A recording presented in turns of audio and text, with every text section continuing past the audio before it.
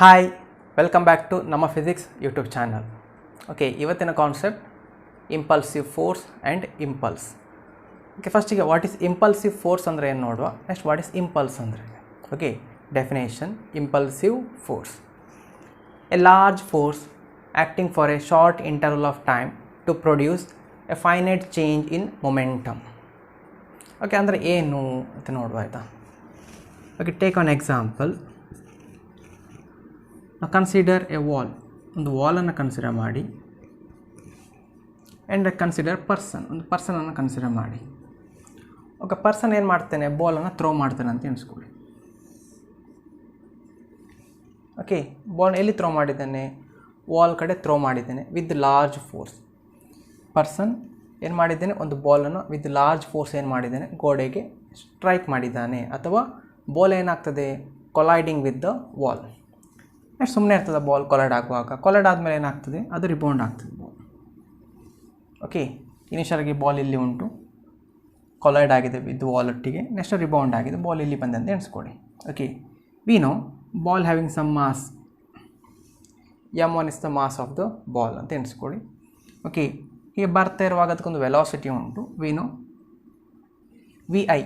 Okay, v i is the initial velocity of the ball ಅಂತ ಎಣಿಸ್ಕೊಳ್ಳಿ. Then initial momentum of the ball before collision ಏನಾಗ್ತದೆ, m1 v1 i ಆಗ್ತದೆ.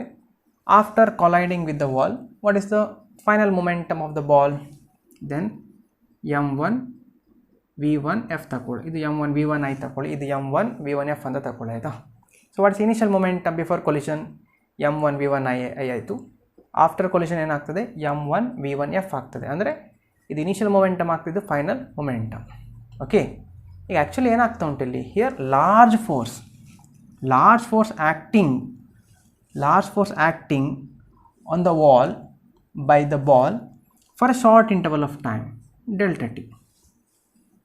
Force ಏನು, F. Delta t ಅಂದರೆ ಅರ್ಥ ಎಂತ, short interval of time to produce a finite change in its momentum. ಇದು ಏನು ಮಾಡ್ತದೆ, ಮೊಮೆಂಟಮನ್ನು ಚೇಂಜ್ ಮಾಡ್ತದೆ. ಕರೆಕ್ಟಾ? ಇಲ್ಲಿ ನೋಡಿ, ಬಾಲ್ ಜೊತೆ ಹಿಟ್ ಆಗುವಾಗ ಏನಾಗ್ತದೆ, ಅದು ಡೈರೆಕ್ಷನ್ ಚೇಂಜ್ ಆಗ್ತದೆ ರಿಬೌಂಡ್ ಆಗುವಾಗ. ಕರೆಕ್ಟಾ? ಅದು ಮೊಮೆಂಟಮು ಚೇಂಜ್ ಆಗಿದೆ. ಮೊಮೆಂಟಮ್ ಚೇಂಜ್ ಆಗಲಿಕ್ಕೆ ರೀಸನ್ ಯಾರಲ್ಲಿ, force causes momentum. Okay, force causes momentum. ಈ ಫೋರ್ಸ್ ಏನು ಮಾಡ್ತಾ ಉಂಟು, ಮೊಮೆಂಟಮನ್ನು ಚೇಂಜ್ ಮಾಡ್ತಾ ಉಂಟು. ಓಕೆ, ಇಲ್ಲಿ ನೋಡಿ, ಬಾಲ್ ಸ್ಟ್ರೈಕ್ ಮಾಡಿದ್ದಾನೆ, ಹಿಟ್ಟಾಗಿ ಪಟ್ಟ ಬರ್ತದೆ. ಅಂದರೆ ಹಿಟ್ಟಾಗುವಾಗ ಟೈಮ್ ಏನಿರ್ತದೆ, ಟೈಮ್ ಸಿಕ್ಕಾಪಟ್ಟೆ ಕಮ್ಮಿ ಇರ್ತದೆ. ಅದಕ್ಕೆ ನಾವು ಶಾರ್ಟ್ ಇಂಟರ್ವಲ್ ಆಫ್ ಟೈಮ್ ಹೇಳ್ತೇವೆ. ಆ ಸ್ಮಾಲ್ ಟೈಮ್ ಇಂಟರ್ವಲ್ಗೆ ಏನಾಗ್ತದೆ, ಬಾಲ್ ಗೋಡೆಗೆ ಹಿಟ್ಟಾಗಿ ರಿಬೌಂಡ್ ಬಂದಿರ್ತದೆ. ಆ್ಯಕ್ಟ್ ಮಾಡೋ ಫೋರ್ಸ್ ಯಾವುದು, ನಾವು ಲಾರ್ಜ್ ಫೋರ್ಸ್ ಆ್ಯಕ್ಟ್ ಮಾಡಿರ್ತೇವೆ. ಸೊ ಬಾಲ್ ಹೋಗ್ತಾ ಇರುವಾಗ ವೆಲಾಸಿಟಿ ಏನು, ಇನಿಷಿಯಲ್ ವೆಲಾಸಿಟಿ v1 i ತಗೊಳ್ತೇವೆ. ಬರ್ತಾ ಇರುವಾಗ ವೆಲಾಸಿಟಿ ಯಾವುದು, v1 f ಅಂತ ತಗೊಳ್ಳಿ. ಸೊ ಇದ್ರ ಡೈರೆಕ್ಷನ್ ಮತ್ತು ಇದ್ರ ಡೈರೆಕ್ಷನ್ ಏನಾಗ್ತದೆ, ಅಪೋಸಿಟ್ ಆಗಿರ್ತದೆ. ಕರೆಕ್ಟಾ? Okay, then initial momentum m1 v1 i ಆದರೆ ಫೈನಲ್ ಮೊಮೆಂಟಮ್ ಎಂದ m1 v1 f ಅಂತ ಎಣಿಸ್ಕೊಳ್ಳಿ. ಓಕೆ, ಇಲ್ಲಿ ಮೊಮೆಂಟಮ್ ಚೇಂಜ್ ಆಗಲಿಕ್ಕೆ ಹೆಲ್ಪ್ ಮಾಡಿದ್ದು ಯಾರಿಲ್ಲಿ, ಫೋರ್ಸ್. ಓಕೆ, ಅಕಾರ್ಡಿಂಗ್ ಡೆಫಿನೇಷನ್ ಆಗ್ತದೆ, a large force acting for a short interval of time. ಅಂದರೆ ಲಾರ್ಜ್ ಫೋರ್ಸ್ನ ಅರ್ಥ ಎಂತ, F. For short interval of time ಯಾವುದು, delta t. To produce a finite change in its momentum. ಅದು ಯಾಕೆ use ಆಗಿದೆ, ಮೊಮೆಂಟಮನ್ನು change ಮಾಡಲಿಕ್ಕೆ ಯಾವುದು ಫೋರ್ಸನ್ನು ನಾವು ಯೂಸ್ ಮಾಡ್ಕೊಂಡಿದ್ದೇವೆ ಅಂತ ಹೇಳ್ಬೋದು. ಕರೆಕ್ಟಾ? Next see here, what is impulse. Okay, impulse is the product of impulsive force and time duration or time interval. Okay, what is impulse? Impulse is denoted by capital I. Impulse is an vector quantity. Okay, impulse is an vector quantity denoted by I. Okay, what is impulse?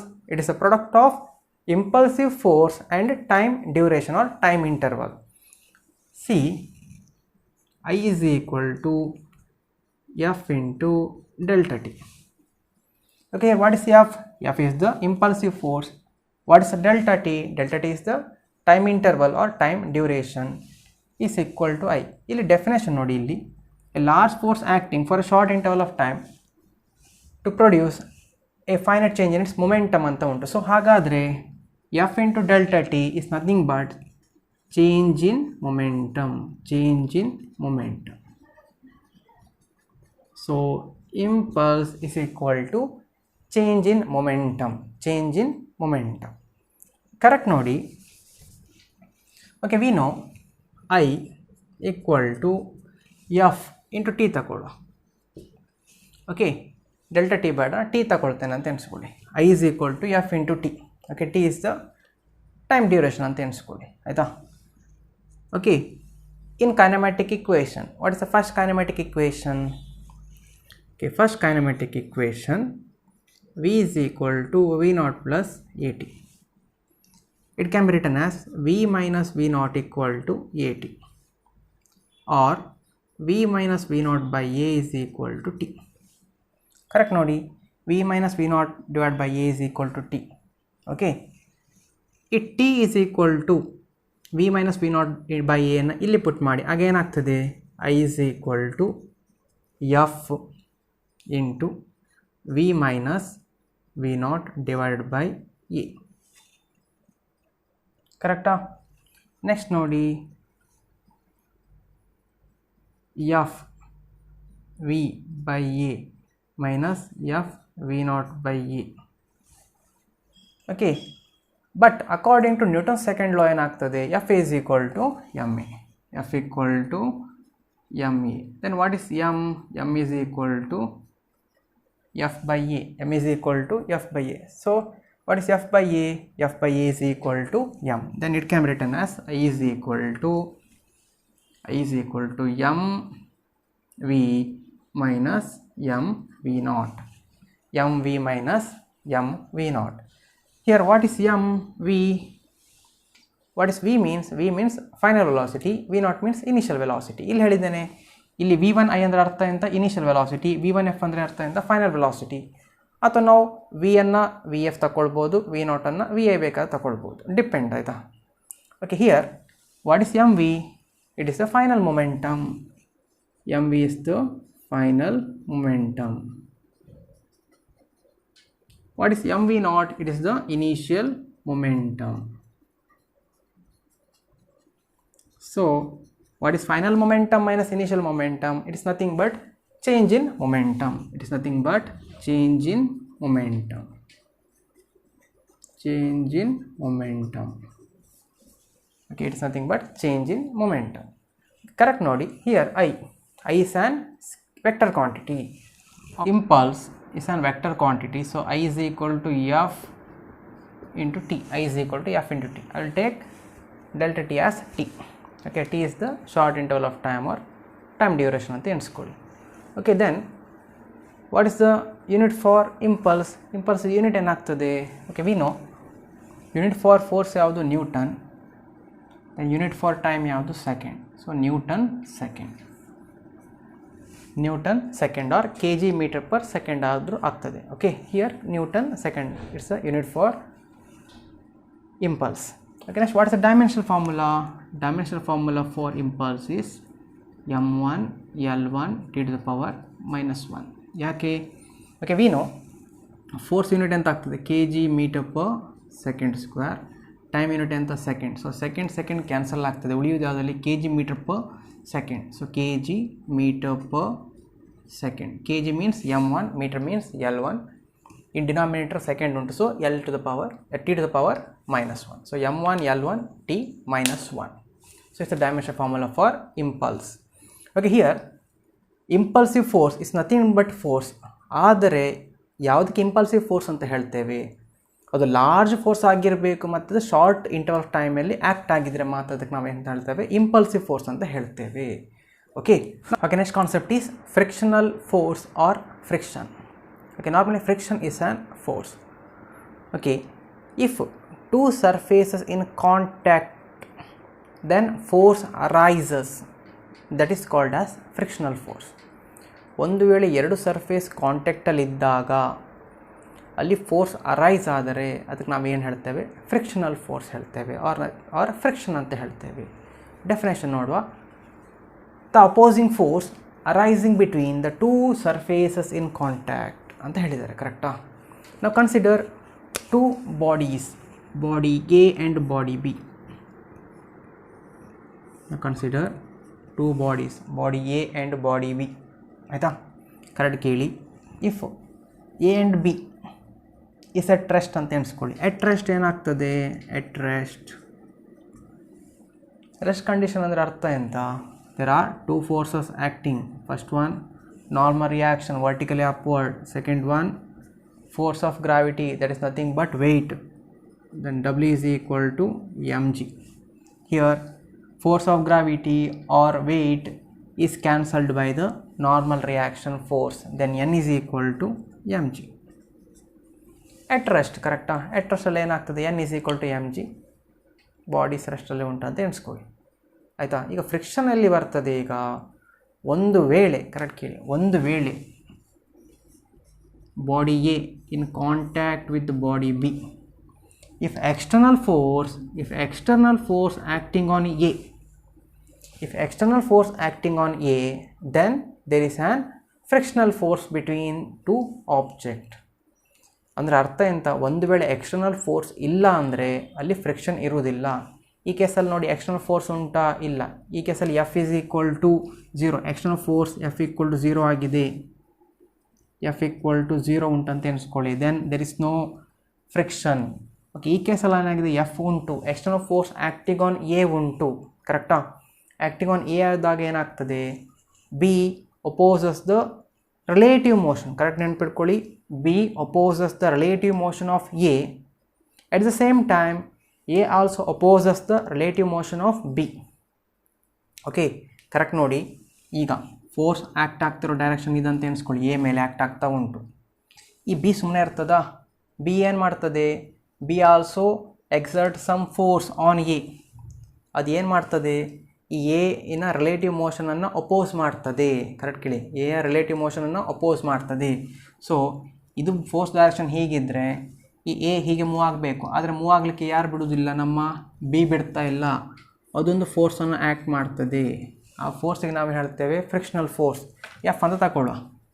ಇನ್ನು static friction ಬರ್ತದೆ, kinetic friction ಬರ್ತದೆ, F ಅಂತ ಎಣಿಸ್ಕೊಳ್ಳಿ. F ಇಲ್ಲಿ F ಅಂದರೆ ಅರ್ಥ ಎಂತ? Force on A by B, ಕರೆಕ್ಟಾ? ಈ ಎಫ್ ಎ ಬಿ ಅಂದರೆ ಅರ್ಥ ಎಂತ? Force on A by B. ಆದರೆ ಎ ಸುಮ್ಮನೆ ಇರ್ತದ? A also exert some force, that is called as F B A. F B ಅಂದರೆ ಅರ್ಥ ಎಂತ? Force on B by A, force on B by A. According to Newton's third ಲಾ ಏನಾಗ್ತದೆ? force on A by B equal to minus of force of B by A. ನೋಡಿ, force on A by B direction ಇದು, force on B by A direction ಇದಾಗ್ತದೆ. Okay, then object is at rest ಅಂತ ಹೇಳ್ಬೋದು, ಕರೆಕ್ಟಾ? Okay, then there is an friction between A and B. Okay, ಇಲ್ಲಿ frictional force arise ಆಗೋದು ಯಾವಾಗ? Frictional force arise ಆಗಬೇಕಾದ್ರೆ two surface in ಕಾಂಟ್ಯಾಕ್ಟಲ್ಲಿರಬೇಕು and which opposes the relative motion,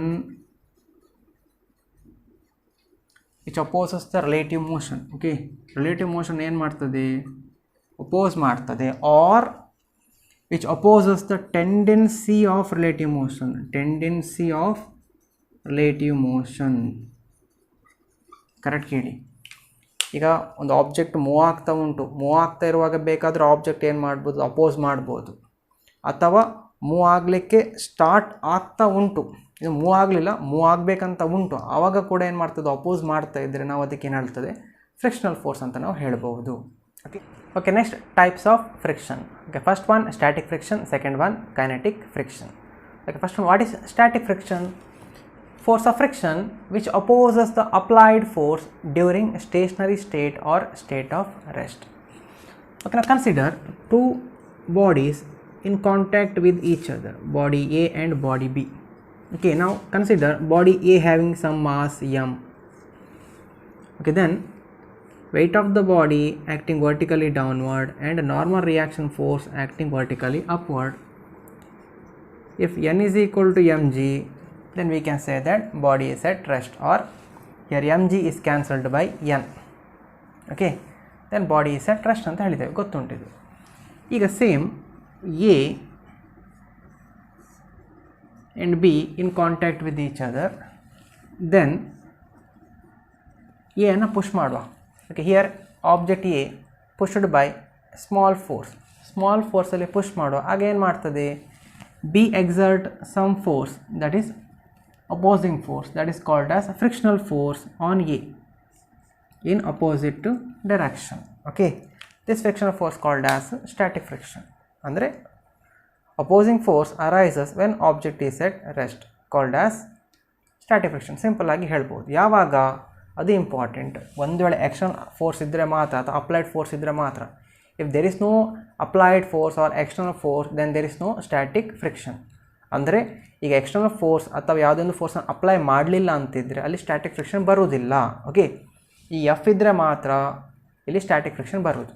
ಈಗ ಏನು ಮಾಡ್ತಿದ್ದೇವೆ, ಸ್ವಲ್ಪ ಪುಷ್ ಮಾಡಿದ್ದೇವೆ ಅಂದರೆ ಸ್ಮಾಲ್ ಅಮೌಂಟ್ ಆಫ್ ಫೋರ್ಸನ್ನು ಕೊಟ್ಟಿದ್ದೇವೆ. At the same time B ಏನು ಮಾಡ್ತಾ ಉಂಟು, B exerts some force, that is frictional force which opposes A, which opposes the relative motion of A. ಈಗ ಏನು ಮಾಡಿ, ಗ್ರ್ಯಾಜುವಲ್ ಆಗಿ ಏನು ಮಾಡ್ತಾ ಹೋಗಿ ಎಫನ್ನು ಇನ್ಕ್ರೀಸ್ ಮಾಡ್ತಾ ಹೋಗಿ ಈ ಬಿ ಏನು ಮಾಡ್ತದೆ, ಅದು ಕೂಡ ಏನು ಮಾಡ್ತದೆ, ಎ ಆರ್ ರಿಲೇಟಿವ್ ಮೋಷನನ್ನು ಅಪೋಸ್ ಮಾಡ್ತಾ ಹೋಗ್ತದೆ. ಓಕೆ, ಅದಕ್ಕೆ ಮೂವ್ ಆಗಲಿಕ್ಕೆ ಬಿಡುವುದೇ ಇಲ್ಲ. ಅಂದರೆ here static friction is an self adjustable force. ಅಂದರೆ ಎಲ್ಲಿ ತನಕ ಎ ರೆಸ್ಟಲ್ಲಿರ್ತದೆ ಅಲ್ಲಿ ತನಕ magnitude of this static force equal and opposite with the applied force. ಅಂದರೆ ಅರ್ಥ ಎಂತಂದರೆ ಹಿಯರ್ ಅಪ್ಲೈಡ್ ಫೋರ್ಸ್ ಡೈರೆಕ್ಷನ್ ಇದ್ದಿದ್ದರೆ ಸ್ಟ್ಯಾಟಿಕ್ ಫ್ರಿಕ್ಷನ್ ಡೈರೆಕ್ಷನ್ ಅಪೋಸಿಟ್ ಆಗಿರ್ತದೆ. ಎಲ್ಲಿ ತನಕ ಎ ರೆಸ್ಟಲ್ಲಿರ್ತದೆ this F is equal and opposite with static friction. ಅಂದರೆ ಸಿಂಪಲ್ ಆಗಿ ಏನು ನೋಡಿ, ಇದು 10 ನ್ಯೂಟನ್ ಅಪ್ಲೈ ಮಾಡಿದ್ದೇನೆ ಅಂತ ಎಣಿಸ್ಕೊಳ್ಳಿ, ಈ ಬಿ ಏನು ಮಾಡ್ತದೆ ಅದು ಕೂಡ 10 ನ್ಯೂಟನನ್ನು ಕೊಡ್ತದೆ. ಅಂದರೆ ಇದಕ್ಕೆ ಮೂವ್ ಆಗ್ಲಿಕ್ಕೆ ಬಿಡ್ತಾ ಇಲ್ಲ. ಇದು +10 ನ್ಯೂಟನ್ ಆದರೆ ಇದು -10 ನ್ಯೂಟನ್ ಆಯಿತು. ಈಗ ಇನ್ಕ್ರೀಸ್ ಮಾಡಿ 20 ನ್ಯೂಟನ್ ಅಂತ ಎಣಿಸ್ಕೊಳ್ಳಿ, ಇದು ಅಂತ ಇದು -20 ನ್ಯೂಟನ್. ಅದು ಎಲ್ಲಿ ತನಕ ಆಗ್ತದೆ, ಒಂದು ಲಿಮಿಟ್ ತನಕ ಮಾತ್ರ. ಓಕೆ, ಆರ್ ಈ ಬಿಗೆ ನಾವೆಂತ ಹೇಳ್ಬೋದು, ಈ ಬಿ ಏನು ಮಾಡ್ತಾ ಉಂಟು, ಅಪೋಸ್ ಮಾಡ್ತಾ ಉಂಟು. Here static friction is an self adjustable force. ಈಗಷ್ಟು ಹೇಳಿದ್ದೇನೆ, ಒಂದು ಲಿಮಿಟ್ ತನಕ ಏನಾಗಿರ್ತದೆ, ಸ್ಟೇಟ್ ಆಫ್ ರೆಸ್ಟಲ್ಲಿ ಇರ್ತದೆ. ನೀವು ಮತ್ತೂ ಜಾಸ್ತಿ ಎಕ್ಸ್ಟರ್ನಲ್ ಫೋರ್ಸನ್ನು ಕೊಟ್ಟಾಗ ಈ ಎ ಸ್ಲೈಡ್ ಆಗಲಿಕ್ಕೆ ಸ್ಟಾರ್ಟ್ ಆಗ್ತದೆ. ಆಗ ನಾವೆಂತ ಹೇಳ್ಬೋದು, ಸ್ಟ್ಯಾಟಿಕ್ ಫ್ರಿಕ್ಷನಿಂದ ಕೈನೆಟಿಕ್ ಫ್ರಿಕ್ಷನ್ ಕಡೆ ಹೋಗಿದೆ ಅಂತ ಹೇಳ್ಬೋದು. ಕರೆಕ್ಟಾ? Here F S max is directly proportional to N.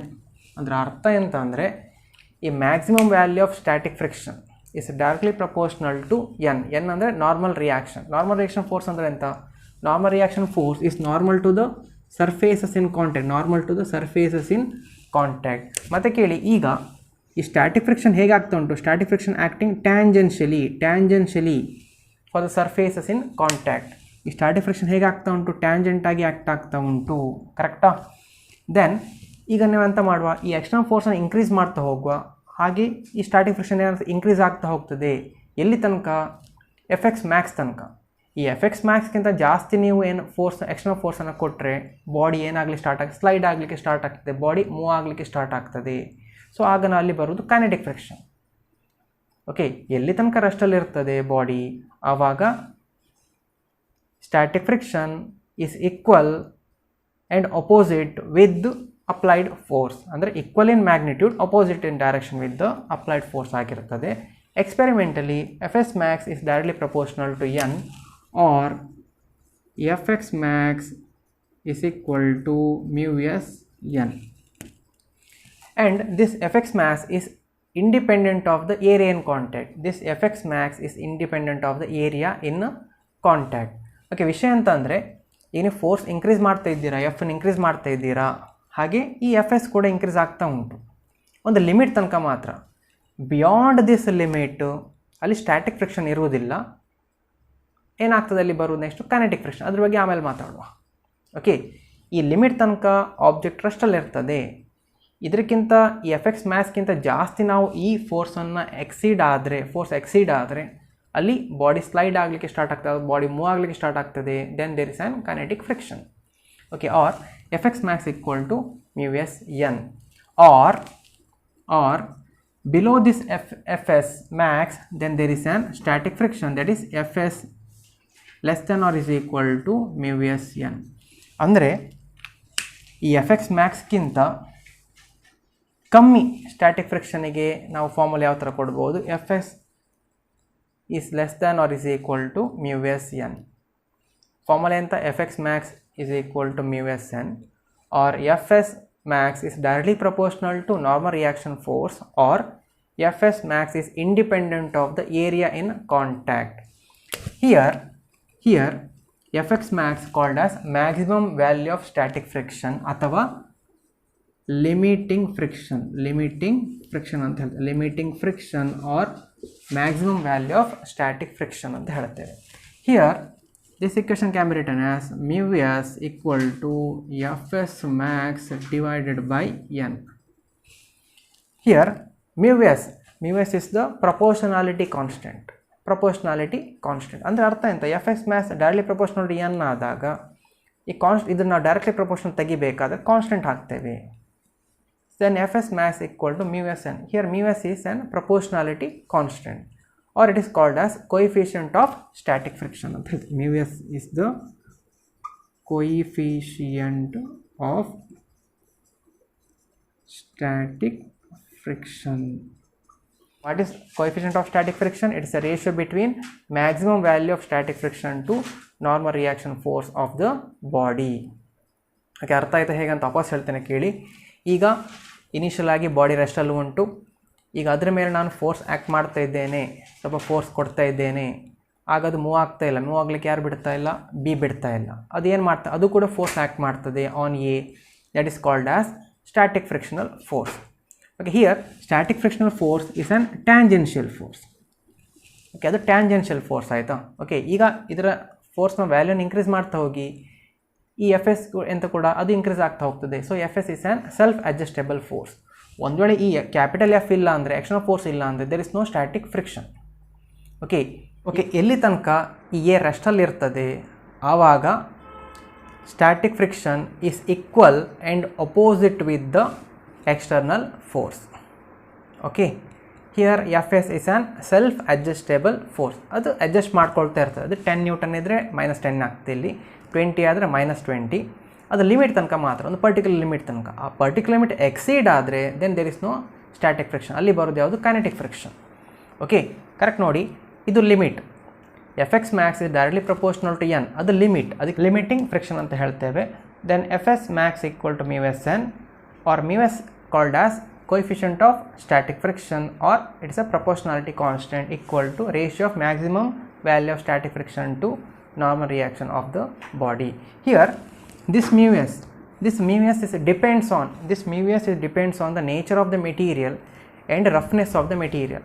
Okay, ಇದು ಯಾವ್ದು ಮೇಲೆ ಡಿಪೆಂಡ್ ಆಗಿರ್ತದೆ? ನೇಚರ್ ಆಫ್ ದ ಮೆಟೀರಿಯಲ್ ಮತ್ತು ಆ ಮೆಟೀರಿಯಲ್ನ ರಫ್ನೆಸ್ ಮೇಲೆ ಡಿಪೆಂಡ್ ಆಗಿರ್ತದೆ. ಯಾವ ಸರ್ಫೇಸ್ ಕಾಂಟ್ಯಾಕ್ಟ್ ಆಗ್ತದೆ ಅದರ ರಫ್ನೆಸ್ ಮೇಲೆ ಇದು ಡಿಪೆಂಡ್ ಆಗಿರ್ತದೆ. ಓಕೆ, ನೋಡಿ, ಈ mu s ಗೆ ಯೂನಿಟ್ ಇಲ್ಲ, ಯಾಕಂದರೆ ಈ ಫ್ರಿಕ್ಷನಲ್ ಫೋರ್ಸ್ ಯೂನಿಟ್ ನ್ಯೂಟನ್ ಆಗ್ತದೆ. So normal reaction unit newton ಆಗ್ತದೆ. So it is a unitless quantity. Okay, next here Fs is greater than Fk. ಅಂದರೆ ಅರ್ಥ ಎಂತ? Static friction is always greater than kinetic friction. ಅಂದರೆ static friction ಆದಮೇಲೆ ಬರೋದು ಯಾವುದಲ್ಲಿ? Kinetic friction. ಅಂದರೆ body slide ಆಗಲಿಕ್ಕೆ ಸ್ಟಾರ್ಟ್ ಆದರೆ ನಾವು ಅಲ್ಲಿ ಏನು ಹೇಳ್ತೇವೆ? ಕೈನೆಟಿಕ್ ಫ್ರಿಕ್ಷನ್ ಬಂತಂತ ಹೇಳ್ತೇವೆ. ಅಂದರೆ ಆ್ಯಕ್ಚುಲಾಗಿ ಏನಾಗ್ತದೆ, ಈಗ ಇನಿಷಿಯಲಾಗಿ ಸ್ಟ್ಯಾಟಿಕ್ ಫ್ರಿಕ್ಷನ್ ಉಂಟು. ಈ ಎಕ್ಸ್ಟರ್ನಲ್ ಫೋರ್ಸ್ನ ಜಾಸ್ತಿ ಕೊಡ್ತಾ ಹೋದಾಗ ಏನಾಗ್ತದೆ? ಲಿಮಿಟಿಂಗ್ ವ್ಯಾಲ್ಯೂ ತನಕ ಬರ್ತದೆ. ಮತ್ತು ಈ ಎಫ್ ಅನ್ನು ಇನ್ಕ್ರೀಸ್ ಮಾಡಿದ ಕೂಡ ಏನಾಗ್ತದೆ? ಈ ಬಾಡಿ ಮೂವ್ ಆಗಲಿಕ್ಕೆ ಸ್ಟಾರ್ಟ್ ಆಗ್ತದೆ. ಆಗ ಸ್ಟ್ಯಾಟಿಕ್ ಫ್ರಿಕ್ಷನ್ ಕಮ್ಮಿ ಆಯಿತು ಅಂದರೆ ನಾರ್ಮಲಿ ಅಪೋಸಿಂಗ್ ಫೋರ್ಸ್ ಏನಾಗ್ತದೆ? ಕಮ್ಮಿ ಆಗ್ತಾ ಹೋಗ್ತದೆ ಅಂತ ಲೆಕ್ಕ. So Fs is greater than Fk ಅಂತ ಹೇಳೋದು. ಅಂದರೆ Fkಕ್ಕಿಂತ Fs ಜಾಸ್ತಿ. ಹಾಗಾದರೆ ಸ್ಟ್ಯಾಟಿಕ್ ಫ್ರಿಕ್ಷನ್ ಜಾಸ್ತಿ ಅಪೋಸಿಟ್ ಫೋರ್ಸ್ ಕೊಡ್ತದೆ ಕಂಪೇರ್ಡ್ ಟು ಕೈನೆಟಿಕ್ ಫ್ರಿಕ್ಷನ್. ನೆನ್ಪಿಟ್ಕೊಳ್ಳಿ. ಓಕೆ, ಆರ್ ಮತ್ತೊಂದು ರೀತಿ ಅಂತ ಹೇಳ್ಬೋದು ಅಂದರೆ, here this A and B ಉಂಟಂತ ಎಣಿಸ್ಕೊಳ್ಳಿ. Here B opposes the impending motion of A. ಅಂದರೆ ಅರ್ಥ ಎಂತ? This frictional force, this static friction which opposes the impending motion. Impending motion ಅಂದರೆ ಅರ್ಥ ಎಂತ? ಒಂದು ವೇಳೆ ಸ್ಟ್ಯಾಟಿಕ್ ಫ್ರಿಕ್ಷನ್ ಇಲ್ಲ, ಯಾವುದೇ ಫ್ರಿಕ್ಷನ್ ಇಲ್ಲ, ಬಾಡಿ ತನ್ನಷ್ಟಕ್ಕೆ ಮೂವ್ ಆಗ್ತಾ ಇದ್ದರೆ ಅದಕ್ಕೆ ನಾವೇನು ಹೇಳ್ತೇವೆ? ನಾವು ಇಂಪೆಂಡಿಂಗ್ ಮೋಷನ್. ಯಾಕಂದ್ರೆ ಫೋರ್ಸ್ ಅಪ್ಲೈ ಮಾಡಿದ್ದೇವೆ, ಬಾಡಿ ಮೂವ್ ಆಗ್ತಾ ಉಂಟು. ಬಾಡಿ ಮೂವ್ ಆಗ್ತಾ ಇದ್ದಾಗ ನಾವೇನು ಹೇಳ್ತೇವೆ? ಅಲ್ಲಿ ಇರುವ ಮೋಷನ್ ಯಾವುದು? Impending motion. ಈಗ ಏನಾಗ್ತಾ ಉಂಟು? ಅಲ್ಲಿ ಸ್ಟ್ಯಾಟಿಕ್ ಫ್ರಿಕ್ಷನ್ ಉಂಟು. ಆ ಸ್ಟ್ಯಾಟಿಕ್ ಫ್ರಿಕ್ಷನ್ ಏನು ಮಾಡ್ತೇವೆ? Which opposes the impending motion of A. Okay, next friction is kinetic friction. Definition: frictional force that opposes the relative motion between the surfaces in contact. ಅಂದರೆ ಅರ್ಥ ಎಂತ? ಎ ಮತ್ತು B consider ಮಾಡಿ. ಈ static ಫ್ರಿಕ್ಷನಿಗೆ ಹೋಗುವ ರೆಸ್ಟಲ್ಲಿ ಉಂಟಂತ ಎನಿಸ್ಕೊಳ್ಳಿ. ಎ ಮೇಲೆ force act ಮಾಡಿದ್ದೇನೆ, ಬಿ ಮೂವ್ ಆಗಲಿಕ್ಕೆ ಬಿಡ್ತಾನೇ ಇಲ್ಲ, ಅಲ್ಲಿ ಸ್ಟ್ಯಾಟಿಕ್ ಫ್ರಿಕ್ಷನ್ ಉಂಟಂತ ಹೇಳಿದ್ದೇವೆ. ಒಂದು ವೇಳೆ ಅದರ ಲಿಮಿಟ್ ಕ್ರಾಸ್ ಆದರೆ, ಅಂದರೆ ಎಫ್ ಮ್ಯಾಕ್ಸ್ಗಿಂತ ಜಾಸ್ತಿ ನಾನು ಅಪ್ಲೈಡ್ ಫೋರ್ಸ್ ಕೊಟ್ಟರೆ ಎ ಮೂವ್ ಆಗಲಿಕ್ಕೆ ಸ್ಟಾರ್ಟ್ ಆಗ್ತದೆ. And there is an relative motion between A and B ಆಯಿತು. ಆದರೂ ಮೂವ್ ಆಗ್ತಿರುವಾಗ ಈ ಬಿ ಬಿಡ್ತದ, ಬಿ ಬಿಡೋದಿಲ್ಲ. ಬಿ ಏನು ಮಾಡ್ತದೆ, ಅದು ಕೂಡ ಅಪೋಸ್ ಮಾಡ್ತದೆ ಅಗೇನು. ಆದರೆ ಮೂವ್ ಆಗ್ತಿರುವಾಗ, ಎ ಮೂವ್ ಆಗ್ತಿರುವಾಗ ಬಿ ಅಪೋಸ್ ಮಾಡೋ ಫೋರ್ಸ್ಗೆ ನೇಮ್ ಹೇಳ್ತೇವೆ kinetic friction. But this kinetic friction is less compared to static friction. ಆಗಷ್ಟೇ ಹೇಳಿದ್ದೇನೆ. ಕರೆಕ್ಟಾ? ಕರೆಕ್ಟ್ ನೋಡಿ ಅಗೇನು. ನಾವು consider two bodies A and B. Okay, static friction ಆಗಿದೆ. ಈಗ ಬರೋದು ಯಾವುದು? Kinetic friction. ಫೋರ್ಸ್ ಅಪ್ಲೈ ಮಾಡ್ತಾ ಇದ್ದೇನೆ, ಅಪ್ಲೈಡ್ ಫೋರ್ಸ್ ಎಫ್ ಅಥವಾ ಎಕ್ಸ್ಟರ್ನಲ್ ಫೋರ್ಸ್ ಎಫ್ ಅಂತ ಎಣಿಸ್ಕೊಳ್ಳಿ ಆನ್ ಎ. ಈಗ ಎ ಯಾವ ಡೈರೆಕ್ಷನಲ್ಲಿ ಮೂವ್ ಆಗ್ತಾ ಉಂಟು? A moving in the same direction of applied force. ಕರೆಕ್ಟಾ? ಬಟ್ ಬಿ ಏನು ಮಾಡ್ತಾ ಉಂಟು? B opposes A or B opposes relative motion of A. ಯಾಕೆ? ಎರಡು ಕಾಂಟ್ಯಾಕ್ಟಲ್ಲಿ ಉಂಟು. ಸೊ ಬಿ ಏನು ಮಾಡ್ತಾ ಉಂಟು? ಎಯ ರಿಲೇಟಿವ್ ಮೋಷನನ್ನು ಅಪೋಸ್ ಮಾಡ್ತಾ ಉಂಟು. ಅಥವಾ ಎ ಸ್ಲೈಡ್ ಆಗ್ತಾ ಉಂಟು ಬಿ ಮೇಲೆ, ಅದು ಸ್ಲೈಡ್ ಆಗಲಿ ಬಿಡ್ತಾ ಇಲ್ಲ. ಕರೆಕ್ಟಾ? ಎಣಿಸ್ಕೊಳ್ಳಿ. ನೆಕ್ಸ್ಟ್ ಏನಾಗ್ತದೆ? Here F K is equal to mu K N. Again this Fk is directly proportional to n. Here Fk means kinetic friction. This kinetic friction is directly proportional to normal reaction force, or Fk equal to mu k n.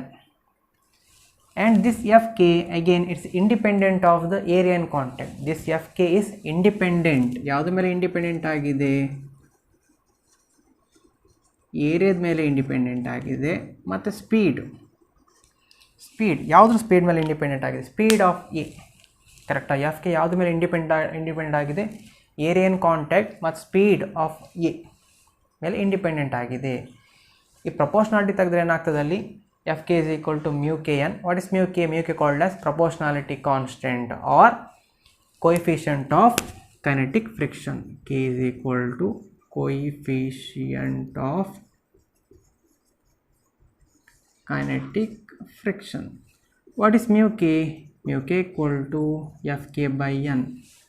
What is coefficient of kinetic friction? It's a ratio between kinetic friction to normal reaction force on a body ಅಂತ ಹೇಳ್ಬೋದು.